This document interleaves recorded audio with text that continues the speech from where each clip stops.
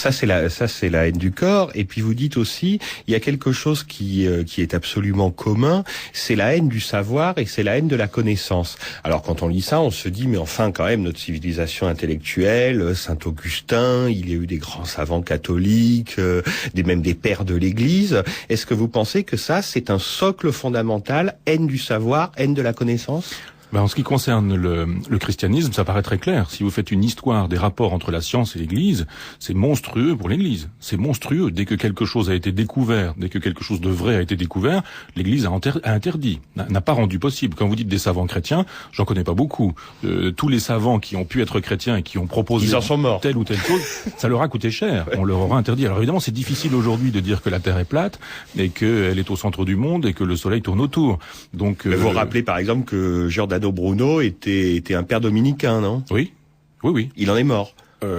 Pas d'être père dominicain. Non, mais de ses théories. Mais d'avoir effectivement dit que la planète était une espèce de grand être vivant. Galilée, quand il nous dit, on connaît l'histoire, que la Terre est ronde, qu'elle tourne sur elle-même et autour du Soleil, c'est la théorie de l'héliocentrisme. L'Église dit surtout pas. Et l'Église s'est trompée sur tout. Elle s'est trompée sur Lamarck, elle s'est trompée sur Darwin, elle s'est trompée sur Galilée, elle s'est trompée sur Freud, elle s'est trompée sur le génie génétique aujourd'hui. Enfin, il y a un nombre considérable d'erreurs qui sont à mettre au compte de l'Église, qui est passée à côté de la science. La Bible, c'est le livre. Le livre, ça veut dire pas besoin d'en avoir 36, pas besoin d'une bibliothèque, le livre suffit. Pas besoin d'aller chercher dans la science la vérité, dans la réalité, c'est dans le livre. Pas besoin d'aller savoir si la Terre elle est ronde ou si elle tourne autour du Soleil. Donc puisqu'on dit le livre, finalement, ça exclut les livres. Ça exclut les livres, les autres livres. Absolument. La preuve, c'est que quand vous prenez l'index, le fameux index qui est le livre des livres interdits, et que vous ne prenez que les philosophes, vous vous apercevez que pratiquement tout le monde s'y trouve. Descartes s'y trouve, Pascal s'y trouve, Rousseau s'y trouve, évidemment Voltaire, Diderot et quelques autres, jusqu'à Sartre qui s'y trouve, Bergson qui s'y trouve, Freud qui s'y trouve, Adolf Hitler ne s'y trouve pas. Information intéressante. Hitler n'est pas un index. Mais je dirais tous les gens qui ont avancé des idées un peu modernes se sont trouvés un jour ou l'autre condamnés, interdits de lecture et prohibés. Erasme est interdit de lecture. C'est sidérant. Erasme à l'index. Donc la démonstration me paraît faite. Je dirais, on n'a pas beaucoup dans le christianisme aimé les livres, la sagesse, le savoir, et on a célébré que les livres qui disaient du bien du livre, du seul livre.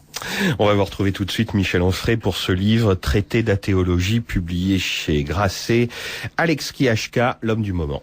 Nous sommes avec Michel Onfray pour parler de son dernier livre, Traité d'athéologie, c'est publié chez Grasset. Alors Michel Onfray nous a expliqué qu'il récusait le terme de pamphlet. Enfin, il s'agit quand même d'un athéisme de combat, hein. Ça, je pense qu'on peut le dire.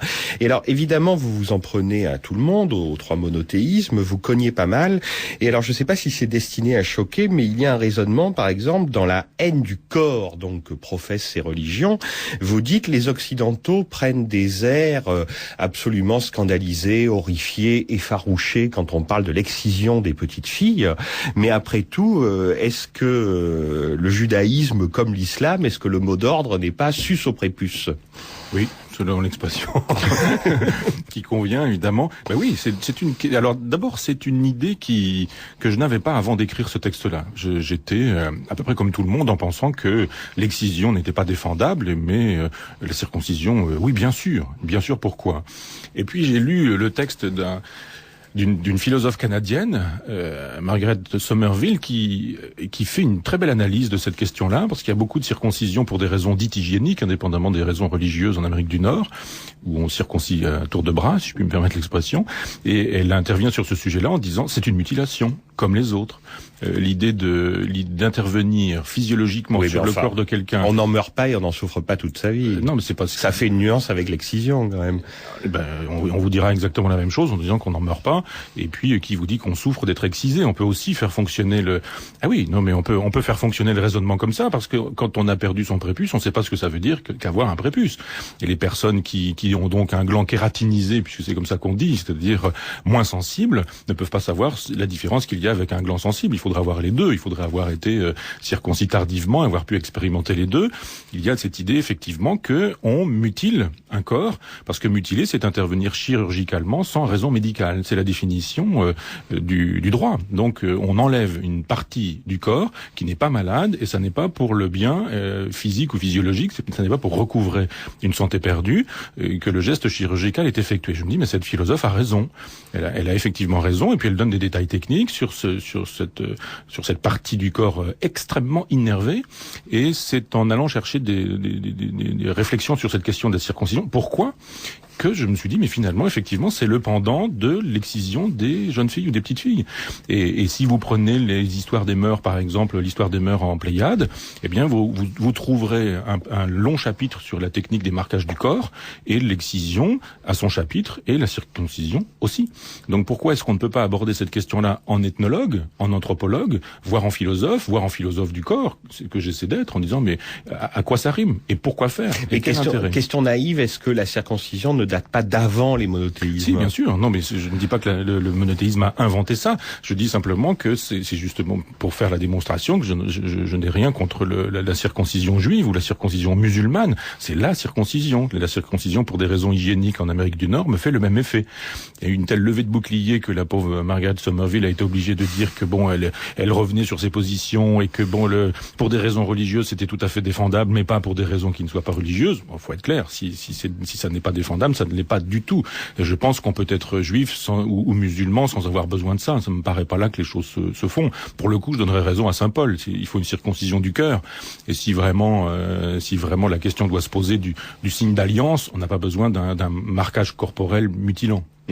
En fait, ce qui sous-tend aussi tout ce livre et tout ce raisonnement, Michel Onfray, c'est que vous expliquez, vous racontez comment les hommes inventent ce que vous considérez être comme des fictions, des affabulations, petit à petit, pour finalement supporter le réel, mais surtout en fait ne pas voir le réel, se cacher le réel, et ne pas voir la mort, et supporter l'idée de la mort. Mais vous dites, en fait, là où les choses se retournent, c'est que ces religions, en fait, appartiennent au désir de mort. Nous sommes dans la pulsion de mort. Oui, ça a évidemment à voir avec la mort, cette affaire. Je pense qu'on est dans la proposition, parce qu'on n'a pas de thèse, on n'a pas de texte, on n'a pas de preuve, rien ne fait la démonstration que les choses se sont passées comme ça. Mais on peut imaginer que l'homme préhistorique, disons préhistorique au sens large du terme, quand il a vu son ami, son copain, son compagnon, sa femme, sa compagne ou ses enfants morts, ne bougeant plus, froid, se décomposant, commençant à sentir mauvais, etc. Il n'a pas compris, et ça n'était pas acceptable, et ça n'était pas pensable. Devant le cadavre, on préfère imaginer que l'autre est parti ailleurs, qu'une partie de lui est partie ailleurs. Son souffle, son âme, son esprit, ce qu'on voudra. Et quand on commence à inventer l'âme, l'immatériel, comme ça c'est clair, on n'a pas besoin de donner des preuves de l'immatériel, puisqu'il n'y a pas de preuve à l'immatériel, on fictionne cette affaire en disant, il n'y a pas de mort, il y a quelque chose après.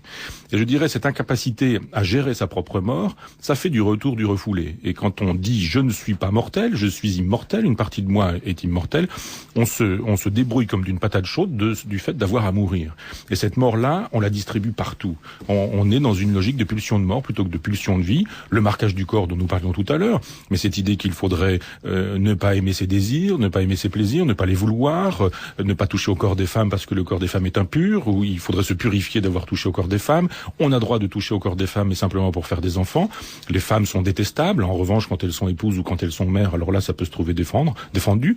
Et je dirais que la démonstration peut être faite sur un nombre considérable de points. On préfère la mort de son vivant plutôt que la vie. Et je crois que c'est parce qu'on considère que dans la vie, il vaut mieux mourir de son vivant, parce que quand on sera mort, on sera encore vivant. Cette espèce de singulière dialectique. Quand vous serez mort, vous serez toujours vivant.